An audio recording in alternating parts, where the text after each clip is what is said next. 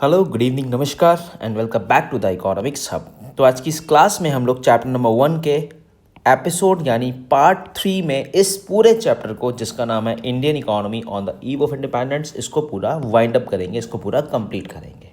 तो आइए स्टार्ट करते हैं चैप्टर नंबर 1 का पार्ट 3। इससे पहले मैंने 1 एंड 2 पार्ट्स में इस चैप्टर को ओवरव्यू पूरा दिया है।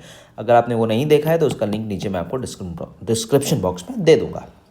तो हमने पढ़ लिया था पीछे बहुत सारे सेक्टर्स, जैसे हमने फॉरेन सेक्टर्स पढ़ लिया, जैसे हमने एग्रीकल्चर सेक्टर पढ़ लिया, हमने एग्रीकल्चर सेक्टर पढ़ा, हमने फॉरेन सेक्टर पढ़ा, हमने इंडस्ट्रियल सेक्टर पढ़ा। इन तीनों सेक्टर्स को किस तरह से ब्रिटिशर्स ने एक्सप्लॉयटेशन किया वो मैंने आपको इसमें समझाया था। और मैंने आपको ये भी बताया था अगर आप इस पूरे वीडियो के कंप्लीट नोट्स चाहते हैं तो आप मुझे मेरे टेलीग्राम, मेरे इंस्टाग्राम पे जुड़ सकते हैं और मुझसे वहाँ से ये नोट्स कंप्लीट मांग सकते हैं।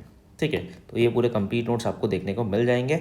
और चलिए स्टार्ट करते हैं आज की क्लास, जिसमें हम बात करेंगे सबसे पहले डेमोग्राफिक प्रोफाइल के बारे में। क्या होता है डेमोग्राफिक प्रोफाइल? आपने पढ़ा होगा।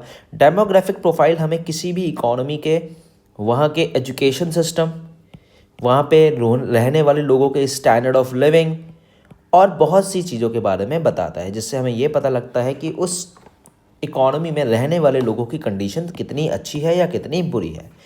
तो अगर हम बात करें डेमोग्राफिक प्रोफाइल के बारे में, तो ब्रिटिशर्स ने इंडिया की डेमोग्राफिक प्रोफाइल को बहुत ही ज़्यादा स्टेगनेंट बना दिया था, बहुत ही ज़्यादा बैकवर्ड इकोनॉमी के तौर पे बना दिया था। अब इसमें 4 चीज़ें आपको बता रखी हैं। सबसे पहले जैसे आपको बताया बर्थ रेट और डेथ रेट। क्या होता है बर्थ रेट और डेथ रेट, एक बार देख लेते हैं। बर्थ रेट हम सबको पता है, कितने बच्चे पैदा हुए, कितने लोग पैदा हुए। डेथ रेट, कितने लोग मरे। तो बर्थ रेट और डेथ रेट ये पहला पॉइंट है। Both birth rate and death rate was very high, nearly 48 and 40 पर 1000। हाई बर्थ रेट भी ज़्यादा थी और डेथ रेट भी ज़्यादा थी। लोग पैदा भी ज़्यादा हो रहे थे और मर भी ज़्यादा रहे थे, जिसकी वजह से इंडिया की पॉपुलेशन कभी भी कांस्टेंट नहीं हो पा रही थी। तो बहुत ही मैसिव पॉपुलेशन पॉवर्टी की तरफ थी। हाई बर्थ रेट और डेथ रेट का सिंपल सा रीज़न था इंक्रीजिंग पॉवर्टी ज़्यादा होने की वजह से बर्थ रेट और डेथ रेट हमें ज़्यादा देखने को मिल रही थी। उसके बाद है infant mortality rate. Infant mortality rate की बात करें तो इन्फेंट मोर्टालिटी रेट का मतलब क्या होता है, यहाँ लिखा हुआ है death rate of children below the age of 1 year. 1 साल से या 1 साल से कम बच्चे जो होते हैं उनकी भी डेथ बहुत ही तेज़ी से बढ़ रही थी, क्योंकि इंडिया में पॉवर्टी होने के कारण जो आपका हॉस्पिटैलिटी था, हॉस्पिटल सेक्टर था, वो बहुत ज़्यादा ख़राब था। अच्छे डॉक्टर्स नहीं थे, अच्छी मेडिसिन्स नहीं थी, को क्योर करने के लिए कोई भी नहीं था, जिसकी वजह से बर्थ रेट डेथ रेट बहुत अनकॉन्स्टेंट थे और आपके पॉवर्टी भी, आपका जो इन्फेंट मोर्टालिटी रेट है वो भी बहुत ज़्यादा तेज़ी से बढ़ रहा था। इसमें एक सबसे इंपॉर्टेंट क्वेश्चन बन जाता है 1 मार्क्स में, ये CBSE, NCERT और बहुत सारी जगह पूछा गया है। फर्स्ट ऑफिशियल सेंसस, तो याद रखना 1881 में फर्स्ट ऑफिशियल सेंसस कंडक्ट हुई थी। ठीक है, इसमें ये देखा गया था high birth rate death rate क्या होता है। उसके बाद है आपका लाइफ एक्सपेक्टेंसी बहुत कम थी। मिनिमम एज जो थी 32 साल हम मानते हैं। पुराने के टाइम में जो जी गया वो तो लंबा जी गया, लेकिन बहुत कम लाइफ एक्सपेक्टेंसी थी, 32 ईयर्स। आज के टाइम में अगर हम देखें तो वो 69 to 70 है, लेकिन पहले के टाइम में हेल्थ केयर फैसिलिटी ख़राब होने के चक्कर में लोग अवेयर नहीं थे हेल्थ को लेके, जिसकी वजह से लाइफ एक्सपेक्टेंसी बहुत ज़्यादा ख़राब थी। तो birth rate death rate, infant mortality rate, life expectancy. उसके बाद है literacy rate. Obviously literacy rate इतना कम था कि हमारे यहाँ बहुत कम ही लोग थे जो पढ़े थे। जैसे लिखा हुआ literacy rate was less than 16%। बताओ 16%, 100 में से 16 लोग थे जो पढ़े लिखे थे, बाकी सब अनपढ़ लोग थे। ठीक है, एक इसमें बहुत ही इंपॉर्टेंट क्वेश्चन बनता है, जैसे मैंने आपको बताया फर्स्ट ऑफिशियल सेंसस 1881। इसी तरह से यहाँ पे एक वर्ड है, आपको इस पूरे पैराग्राफ में एक ही चीज़ याद करनी है। क्या याद करना है मैं आपको बता देता हूँ। This is the year of great divide. ये आपको याद रखना है, the year of great divide. अब इसे ईयर ऑफ ग्रेट डिवाइड क्यों बोला जाता है ये मैं आपको बता देता हूँ। इसका ईयर है 1921। 1921 से पहले इंडिया की बर्थ रेट डेथ रेट बहुत ही अनकॉन्स्टेंट थी।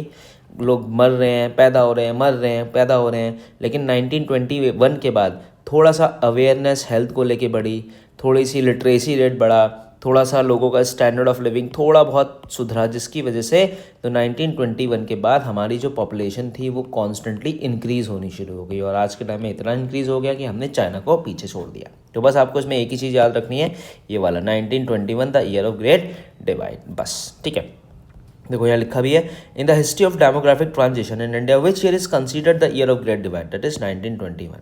हाई रेट बर्थ रेट और हाई डेथ रेट का रीज़न क्या होगा? पुअर हेल्थ केयर, जो मैंने आपको ऊपर बताया, और एक्सट्रीमली पॉवर्टी, ज़्यादा से ज़्यादा लोग गरीब थे जिसकी वजह से प्रॉब्लम हमें फेस करने को मिल रही थी। अब हम ऑक्यूपेशनल स्ट्रक्चर की बात करें तो 3 तरह के हैं, प्राइमरी, सेकेंडरी और टर्शरी। प्राइमरी में आपका होता है agriculture labour, mining, forestry, fishing. Secondary में small scale industries, building construction, और टर्शरी में आपके सर्विस सेक्टर होते हैं। तो आपको पता होना चाहिए प्राइमरी में कौन सी चीज़ें इन्वॉल्व हैं, सेकेंडरी में कौन से इन्वॉल्व हैं और टर्शरी में कौन से इन्वॉल्व हैं। तो यहाँ पे जो इंपॉर्टेंट चीज़ बनती है वो ये बनती है कि 72.7% लोग एग्रीकल्चर में इन्वॉल्व थे, 10.1% लोग किस में इन्वॉल्व थे, सेकेंडरी में इन्वॉल्व थे, और 17.2% लोग टर्शरी में इन्वॉल्व थे। तो ये बस आपको ये डाटा याद रखना है कि एग्रीकल्चर में कितने इन्वॉल्व थे, टर्शरी में, सेकेंडरी में कितने इन्वॉल्व थे। ठीक है, इसी का पूरा डिस्क्रिप्शन आपको नीचे उन्होंने थियोरेटिकल दे दिया है, यही बताया, और इसी को थ्योरी में लिख दिया, on the eve of independence about 72.7 जो हमने पढ़ा, इतने लोग प्राइमरी में एग्रीकल्चर में इन्वॉल्व थे। ठीक है, एग्रीकल्चर में लोग इन्वॉल्व थे क्योंकि हमारे यहाँ एक तो जो था वो लिमिटेड अर्बनाइजेशन था। लिमिटेड अर्बनाइजेशन का मतलब हमने पढ़ा कि ज़्यादातर लोग गांव में रहते थे, जिसकी वजह से गांव में रहते थे, जिसकी वजह से एग्रीकल्चर हमारा ज़्यादा था। इसी वजह से एग्रीकल्चर आप देखें प्राइमरी सेक्टर ज़्यादा है, सेकेंडरी कम है और टर्शरी कम है। ठीक है, तो प्रिंसिपल सोर्स लोगों को एग्रीकल्चर था, उनको केवल एग्रीकल्चर करना ही आता था, कोई वो स्किल्ड लेबर नहीं थे कि वो सेकेंडरी और टर्शरी में जाके अपने बिजनेस को एक्सपेंड कर सकें।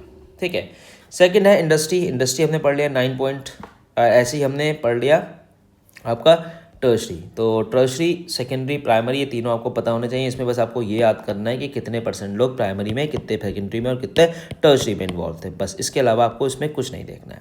ठीक है, यहाँ पे एक क्वेश्चन दे रखा है, ये एनसीईआरटी का क्वेश्चन है, मैंने आपको पहले भी बताया एनसीईआरटी भी हम कवर करेंगे। एनसीईआरटी का क्वेश्चन कह रहा है, industrial sector being an insignificant source of occupation in India on the eve of independence classified India what type of economy. तो इंडिया की हमारी बैकवर्ड इकोनॉमी थी, जिसकी वजह से हमें प्रॉब्लम्स फेस करने को मिली। Transition of workforce from agriculture to industry which was seen in part of Madras precedently hinted towards economic situation, economic take off की सिचुएशन है, जब जैसे प्लाइन टेक ऑफ करता है तो ऐसी इकोनॉमी जब धीरे धीरे करके हमारी इंक्रीज होती है। ठीक है, उसके बाद यहाँ पे ये इंफ्रास्ट्रक्चर की बात करें तो ब्रिटिशर्स ने हमें कुछ इंफ्रास्ट्रक्चर्स दिए, लेकिन वो इंफ्रास्ट्रक्चर बेसिकली उन्होंने अपने लिए ही बनाए थे। जैसे उन्होंने रेलवेज़ बनाया, ठीक है, जैसे उन्होंने पोर्ट्स बनाए, ठीक है, जैसे उन्होंने रोड्स बनाई, ठीक है, जैसे उन्होंने टेलीग्राम और टेलीग्राफ्स बनाए, ठीक है, पोस्ट एंड टेलीग्राफ। तो ये चारों चीज़ों का जो डेवलपमेंट किया ना उन्होंने अपने लिए किया, जिससे इंडिया को एक जगह से दूसरी जगह सामान पहुंचाने में ईजिली हो जाए। तो फर्स्ट ट्रेन की बात करें तो 1850 में इंट्रोडक्शन ऑफ रेलवे हुआ और 1853 में फर्स्ट ट्रेन चली थी, कहाँ से, बॉम्बे टू थाने, ये आपको पता होना चाहिए। तो यहाँ ये लिखा हुआ है, रेलवेज़ का इंट्रोडक्शन इन्होंने किया, इंफ्रास्ट्रक्चर, इन्होंने इकोनॉमिकल चेंज और सोशल चेंज तो लेके आए। इकोनॉमिकल चेंजेस क्या होते हैं? इकोनॉमिक चेंज होता है जैसे आपका ट्रांसपोर्टेशन, कम्युनिकेशन, बैंकिंग, और सोशल चेंज होता है जिसमें एजुकेशन आता है, जिसमें हेल्थ आती है, हाउसिंग फैसिलिटी। तो ये पढ़ लेना, इकोनॉमिक चेंज क्या होता है, जो related to transport, communication, banking, जिससे देश आगे बढ़ रहा है, और एजुकेशन, हेल्थ, देश इनसे भी आगे बढ़ता है, लेकिन ये एक इंडिविजुअल स्टैंडर्ड ऑफ लिविंग की क्वालिटी में आ जाते हैं। सोशल और इकोनॉमिकल चेंजेस ये पढ़ लेना। रेलवे बनाए, जैसे मैंने आपको बताया 1850 में इंट्रोडक्शन ऑफ रेलवे हुआ, फर्स्ट ट्रेन 1853 में चली, ये मैंने आपको समझा दिया। तो ब्रिटिशर्स क्या करते थे, एक जगह से दूसरी जगह इंडिया के रॉ मटेरियल को ले जाने के लिए इन्होंने इंट्रोडक्शन ऑफ रेलवे किया। हालांकि इनका कॉन्ट्रीब्यूशन अपने लिए था, हमारे लिए नहीं था, वो तो हमने इन्हें भगा दिया, तब जाके इन्होंने छोड़ा।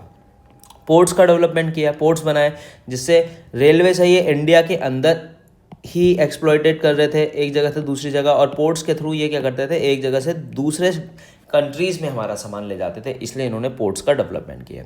पोस्ट एंड टेलीग्राफ बनाए, जिससे अपनी बात एक जगह से दूसरी जगह रख सकें, ठीक है। इन्होंने उसके बाद रोड्स बनाई, जिससे ये रोड्स के थ्रू भी ट्रांसपोर्टेशन कर सकें, मतलब इंडिया को जिस तरह से एक्सप्लॉइट कर सकते हैं, चाहे वो रोड हो, चाहे वो रेलवे हो, चाहे वो पोर्ट्स हो, चाहे वो टेलीग्राम हो, सब तरफ से ये इन्होंने एक्सप्लॉइटेशन करने की पूरी कोशिश करी। एक क्वेश्चन बनता है, was there any positive impact by the British rule India? Obviously not भाई, इन्होंने कोई भी हमारे लिए पॉजिटिव कंट्रीब्यूशन नहीं करा। इन्होंने जो भी चीज़ें बनाई वो अपने फ़ायदे के लिए बनाई। लेकिन अब हुआ क्या, हमारे लोग इनसे कुछ ना कुछ सीखे। क्या सीखा? जैसे कॉमर्शियल आउटलुक ऑफ फार्मर। इसका मतलब सिंपल सा ये है, पहले जो किसान था वो सब्सिस्टेंस फार्मिंग करता था, और अब किसान सब्सिस्टेंस फार्मिंग हमने पढ़ी मतलब अपने लिए बनाता था, सेल्फ कंजम्पशन के लिए बनाता था। बट ब्रिटिशर्स हमें क्या सिखा के चले गए? सब्सिस्टेंस फार्मिंग से कॉमर्शलाइजेशन ऑफ फार्मिंग सिखा के चले गए। अब हम कैश क्रॉप्स बनाने लगे, जिसको बेच के हम पैसा कमाने लगे। ठीक है। New opportunities of employment, railway बना तो रेलवेज़ में जॉब्स आई, तो हम एग्रीकल्चर से निकल के थोड़ा सा रेलवे की तरफ गए। ठीक है, तो एक नई जॉब अपॉर्चुनिटीज़ हमें मिल गई। रोड बनी तो रोडवेज़ उन्होंने चला दी, तो रोडवेज़ में अपॉर्चुनिटी मिल गई। कंट्रोल ऑफ फेमाइन, पहले बहुत भुखमरी होती थी, इन्होंने भुखमरी को कंट्रोल करना सिखाया। इन्होंने बताया कि कैसे हम कंट्रोल कर सकते हैं। इन्होंने पहले इंडिया में बार्टर सिस्टम चलता था, आपको पता होगा। बार्टर सिस्टम के अलावा इन्होंने मनी का एक्सचेंज हम लोगों को सिखाया कि कैसे पहले भी करते थे, लेकिन इनके आने के बाद मनी का एक्सचेंज ज़्यादा तेज़ी से बढ़ा। एफिशिएंट एडमिनिस्ट्रेटिव सिस्टम, जो आज के टाइम में IAS देखते हैं, एक्चुअल में यही हमें सिखा के गए थे कि कैसे अपने देश को, अपनी कंट्री को, अपने स्टेट को आप प्रॉपर तरीके से क्या कर सकते हैं, कंट्रोल कर सकते हैं। तो ये कुछ चीज़ें हैं जो ये हमें सिखा के गए। हालांकि फ़ायदा इनका इन्होंने अपने लिए ही बनाया था। ठीक है, तो यही है। तो रेलवे के आने के बाद क्या पॉजिटिव इम्पैक्ट और नेगेटिव इम्पैक्ट दोनों हुआ। पॉजिटिव इम्पैक्ट क्या हुआ कि हमें भारत में रेल देखने को मिला, और नेगेटिव इम्पैक्ट क्या हुआ, ये हमारे रॉ मटेरियल को एक जगह से दूसरी जगह बहुत ईजिली ट्रांसफ़र कर लेते थे। So this is all about chapter number 1। I hope chapter number 1 आपने समझ में आया होगा। यहाँ पे बस आपको 3 चीज़ों के बारे में ध्यान रखना है, एग्रीकल्चर, इंडस्ट्री और इंटरनेशनल। ठीक है, उसके अंदर अगर आपने ये वाले पॉइंट याद कर लिए जो मैंने आपको बताए थे, ये वाले पॉइंट कहाँ गए भाई, ये आपको ये अच्छे से पढ़ना है। ये जो पूरी स्क्रीन, आप इसका चाहो तो स्क्रीनशॉट ले लो, अगर आप मुझसे चाहते हो ना तो मैं आपको इसे प्रोवाइड भी कर दूंगा।